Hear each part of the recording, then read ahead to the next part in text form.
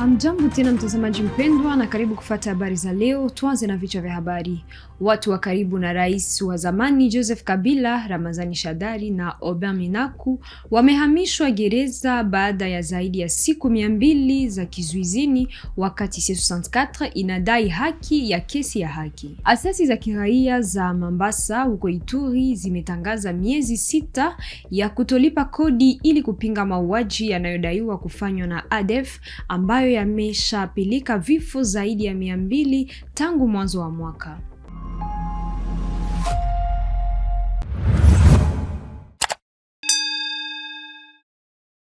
Hujambo.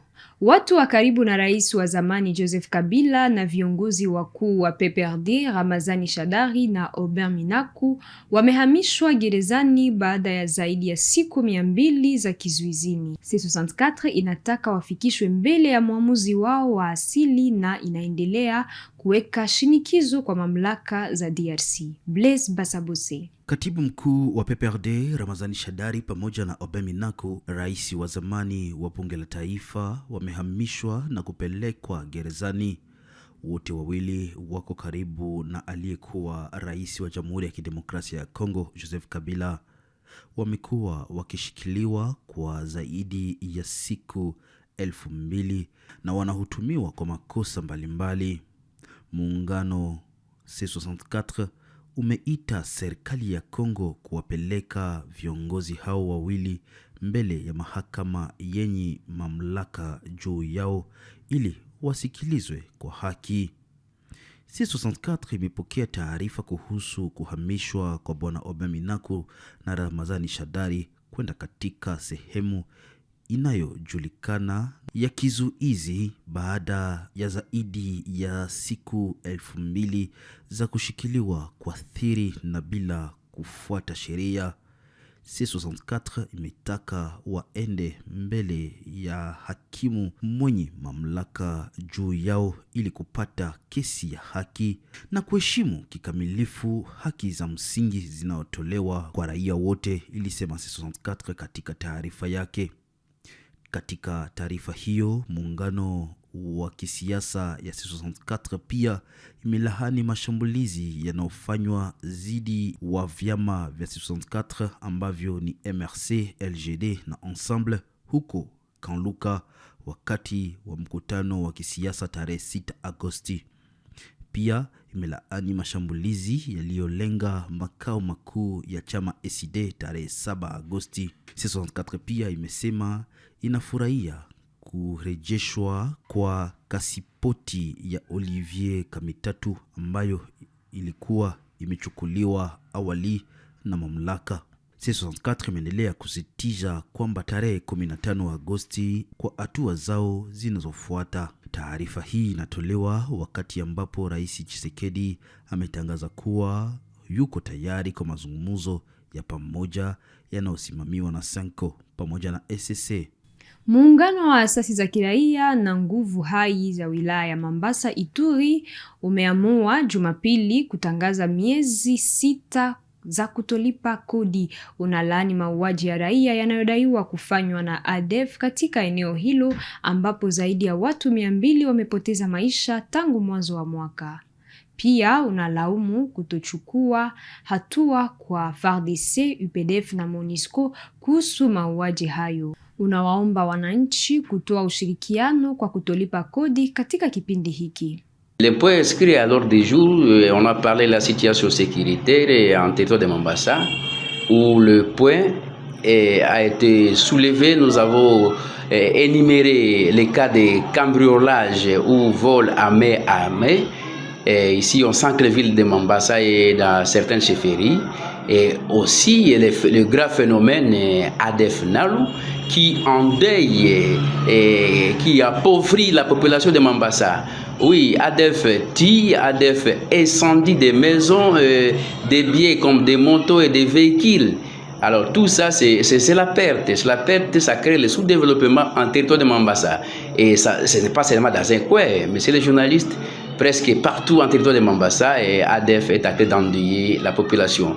Oui, nous avons par exemple la chefferie de Babila Babombi où l'ADF est occupée Donc on occupe presque plus de 4 groupements. Nous avons le groupement de Bela, Ndiapanda, nous avons le groupement de Bangolé et aussi de récemment il y a le groupement Bapongomo où on a réussi à tuer plus de 13 personnes la nuit 17 au 8 août 2026. Oui, l'ADF, le phénomène ADF cause le mouvement de la population. Vous voyez, parmi les déplacés, il y a des vulnérables comme le peuple autochtone, pygmées. Ils sont à l'air, ils passent la nuit à l'air. Il n'y a pas de soutien, il n'y a pas la nourriture. Donc nous allons recommander au gouvernement congolais parmi les décisions, la première chose, nous allons d'abord décréter une journée de ville morte. Et cette ville morte, ça sera à l'honneur de nos frères qui nous ont laissés et par ce phénomène ADF Nalu. Deuxième, alors pour stimuler la population, pour stimuler les gouvernements congolais plutôt, c'est lasser l'incivisme fiscal pour une durée de 6 mois. Et tout ça, c'est pour stimuler les gouvernements et son armée pour mieux faire. Si le gouvernement faisait mieux avant les 6 mois, nous allons retirer cette décision de l'incivisme fiscal. Et aussi que les gouvernements, ça c'est maintenant la stratégie des gouvernements, que les gouvernements renforcent l'effectif de militaires et aussi la logistique, le véhicule et autres. Wahuduma wa afya wa Kisangani wanatoa tahadhari kuhusu ukosefu wa msaada katika mapambano dhidi ya Ebola. Wanalaumu ukosefu wa rasilimali za fedha na vifaa uwanjani. Wanaiomba serikali kutoa haraka fedha muhimu ili kuepuka kufungwa kwa kituo cha matibabu. À notre gouvernement, nous avons le regret de constater que depuis la déclaration de l'apparition de l'épidémie d'Ebola à Kisangani, nos autorités ont abandonné les prestataires de première ligne à leur triste sort. Nous disons, pas de soutien, même une simple visite. Le seul soutien du partenaire n'est que le remboursement de notre transport. Les personnels de première ligne ne bénéficient pas des fonds débloqués pour la riposte. Nous sommes indignés en disant ceci. S'il n'y a pas de solution, nous allons libérer les malades qui sont au CTE et fermer les sites. Nous disons. Merci.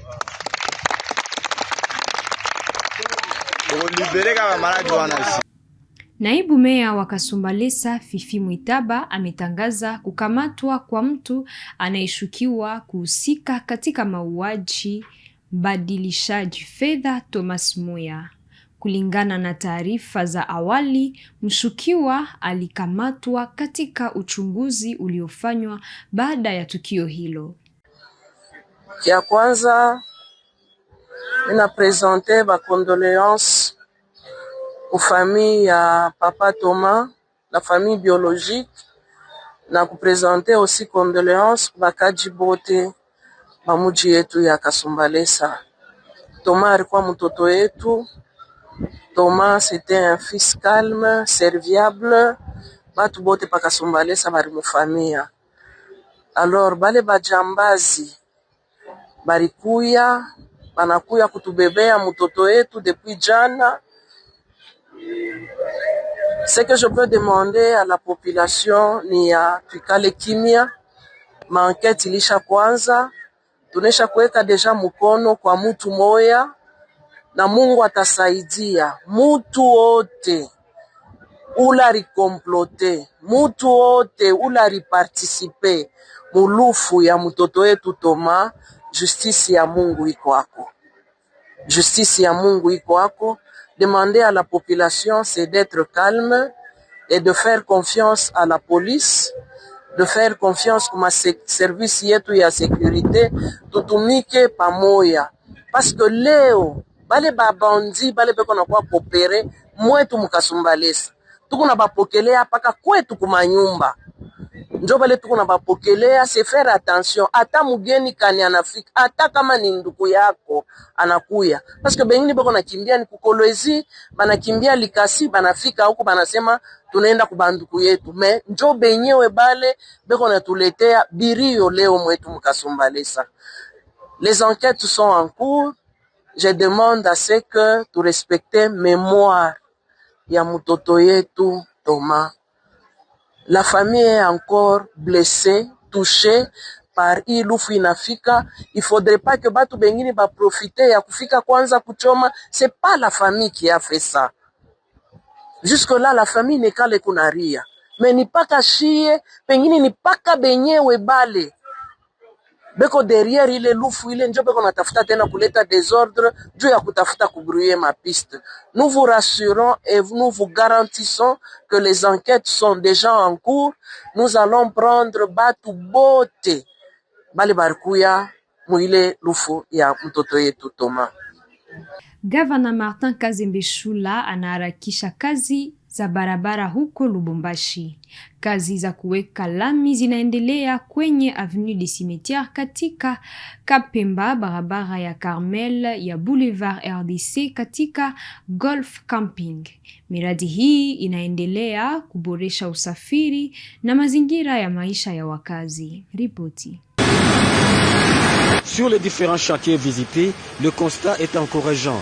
À l'avenue de la RDC, dans le quartier Golf Camping, le changement est visible. Cette artère, autrefois difficilement praticable, reçoit progressivement sa couche de base sur un linéaire de 2,7 km.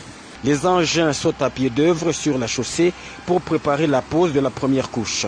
Une évolution qui réjouit les habitants de la contrée et qui salue l'action du gouverneur de province Martin Kazembe Shula. Tunashukuru sana province yetu ya Haut-Katanga. Tunashukuru na gouverneur wetu Martin Kazembe Shula.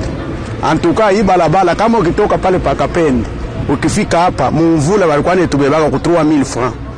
3000 francs mu 1 km et demi. Me hapa sasa bongo punaishi. Hatukuwa na uwazia paske hii balabala akukue mtu wa kuitukumbuka. Na wakati tuliona tu bulongo inafika hivi na hivi tuliwaza swase petete ni kuplanire tu biabuli.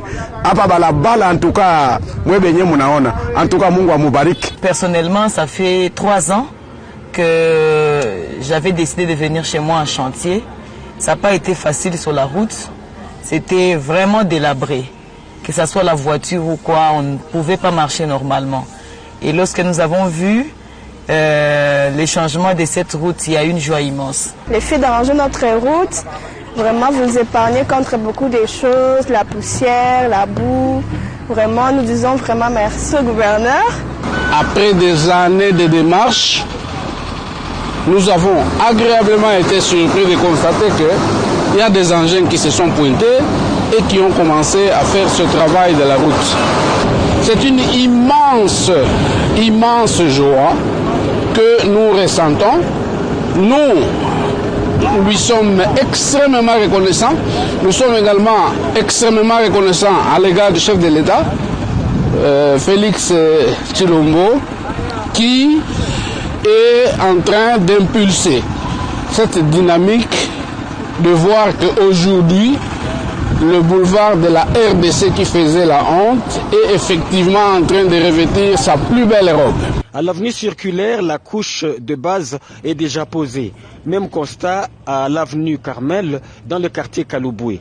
Il ne reste plus que la couche de roulement pour achever les travaux. Sur l'avenue des Aviateurs, les travaux se poursuivent également à un rythme soutenu. L'entreprise chargée de l'exécution construit actuellement les bordures et procède au dépôt de gravier en prélude à la pose de la première couche. Les engins poursuivent leur balai sur ce chantier. Baba, tunashukuru sana. Hii kitu anatufanyia parce que hii barabara yetu hatukulia kiasi itakuya hivi. Mais leo inakuya hivi. Mungu abariki sana. Manyumba yetu inakuwa na valeur. Hii barabara yetu teso na mbaya sana. Kazembe Shula abage kutu pale. Tunamupenda sana. La reconstruction de cette avenue revêt un caractère particulier pour les habitants. Il s'agit, selon les témoignages recueillis sur place, de la deuxième construction de cette artère depuis l'époque coloniale, soit plus d'un demi-siècle après les premiers travaux.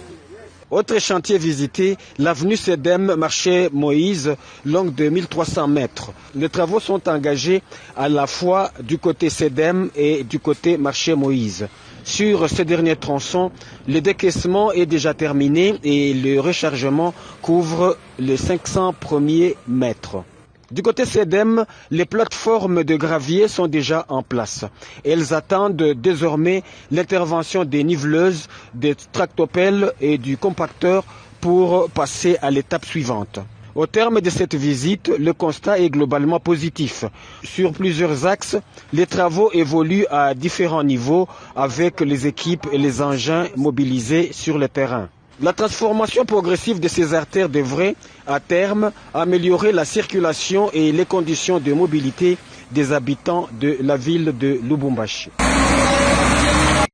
Waziri wa mazingira wa mkoa Leon Mulumba amezindua operesheni ya kubomoa matuta yaliyojengwa kwenye eneo la umma kwenye Avenue Kapila katika komini ya Kalamu, Kinshasa. Operesheni hii inalenga kurejesha maeneo ya umma, kurahisisha usafiri na kulinda maeneo ya matumizi pamoja. Le ministre est déjà sur terrain à Kapela.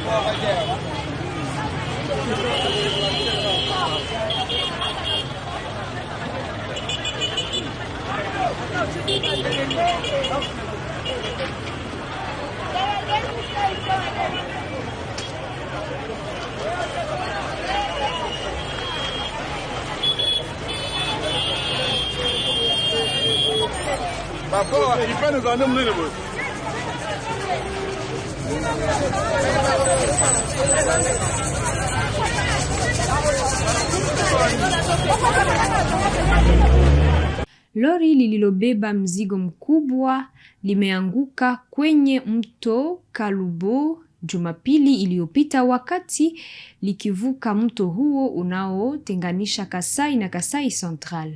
Sababu za ajali hii bado hazijafahamika. Hadi sasa hakuna taarifa rasmi ya idadi ya maathirika iliyotolewa na mamlaka.